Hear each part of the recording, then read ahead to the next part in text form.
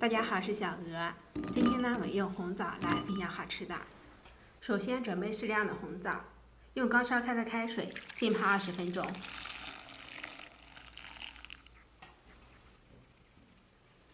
准备100克粘米粉，也就是大米粉，倒入盆中，再加入20克玉米淀粉或者小麦淀粉，这样注意凝固成型。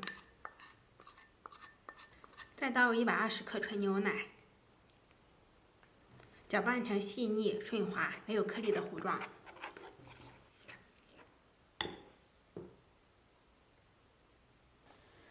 锅里面呢，再加入150毫升清水，然后加入1勺粉糊，用铲子快速的搅拌均匀，然后呢，把它给煮开。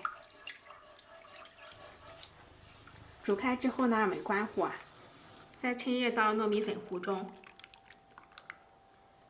把它给再次搅拌均匀，加一点薯浆放进去混合均匀，里面的粉不容易沉淀。红枣泡好之后清洗干净，再滤干水分，然后用一个吸管去掉枣核，尽量保持红枣的完整性。全部去核之后，我们把它整整齐齐的摆在一个平底盘中，两之间也有一定的空隙。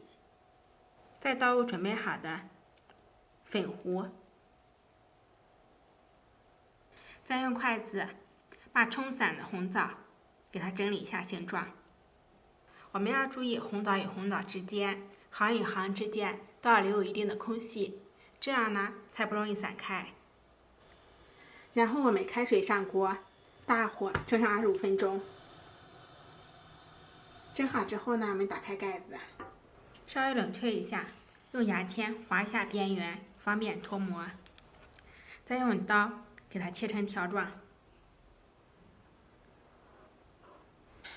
然后呢，我们再找一个铲子，从边缘给它轻轻的铲起来，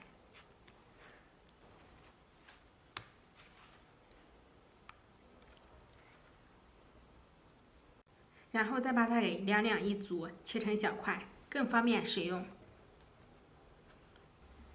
特别美味的红枣糕就做好了。全程手不碰面，做法真的超级简单，吃起来香甜可口，软糯筋道 Q 弹，还有浓浓的红枣香味和牛奶香味，真的非常的好吃。而且呢，这种做法不放油，不放糖，非常的营养健康。喜欢的话就收藏起来试一下吧。